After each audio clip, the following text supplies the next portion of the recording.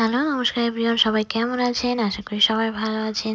চলে এসেছি নতুন একটা রেসিপি নিয়ে, সেটা হচ্ছে সবজি ডাল। শীতকাল হোক বা গরমকাল হোক, সবসময় এটা কিন্তু সবারই খুব প্রিয়। চলুন শুরু করি। প্রথমেই গাজর আর বরবটি আমি কেটে নিয়েছি। এখানে গাজরটা কিউব কিউব করে কেটে নিয়েছি আর বরবটিটা ছোট ছোট করে কেটে নিয়েছি। এখন মুগ ডাল খুব ভালো করে ভাজি করে নেব কড়াইয়ের ওপর।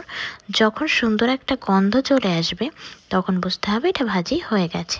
এখন এটার মধ্যে জল দিয়ে খুব ভালো করে ধুয়ে নেব। এভাবে ভালো করে ঘুরিয়ে ঘুরিয়ে পরিষ্কার করে ডালটা ধুয়ে নিতে হবে। এটা 3-4 বার ধুতে হবে। এরপর প্রেসার কুকারের মধ্যে ডালটা দিয়ে খুব ভালো করে সিদ্ধ করে নিতে হবে।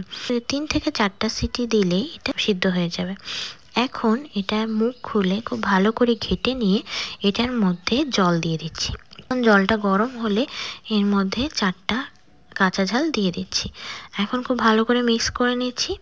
এর সাথে হাফ চামচ হলুদ গুঁড়া আর 1 চামচ লবণ অ্যাড করে দিচ্ছি। এবার খুব ভালো করে এটাকে মিক্স করে নিচ্ছি। মিক্স করার পর একটু ফুটে উঠলে এটার মধ্যে সবজিগুলো অ্যাড করে দেব। এখানে প্রথমে গাজর দিয়ে দিচ্ছি। গাজরটা সিদ্ধ হতে একটু সময় লাগে, এজন্য এটা আগে দিয়ে দিচ্ছি। এরপর খুব ভালো করে নেড়ে চেড়ে এটাকে সিদ্ধ করে নিতে হবে।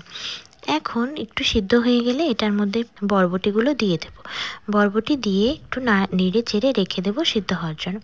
এখন আলাদা একটা কড়াইতে তেল গরম করে 2টো শুকনো লঙ্কা, 2টো তেজপাতা আর 5 ফোড়ন দিয়ে সেটা থেকে গন্ধ বেরোলে এটার মধ্যে ডালটা দিয়ে দেব। তারপর খুব ভালো করে ডালটা নেড়ে চেড়ে নিতে হবে এটার সাথে। এখন এই ডালটা রেখে দিতে হবে কিছুক্ষণ সিদ্ধ হওয়ার জন্য আর ভালো করে ফুটে ওঠার জন্য। তারপর এটা লবণ দেখে যদি এক্সট্রা লবণ লাগে দিয়ে গরম গরম নামিয়ে ফেললেই রেডি সবজি ডাল।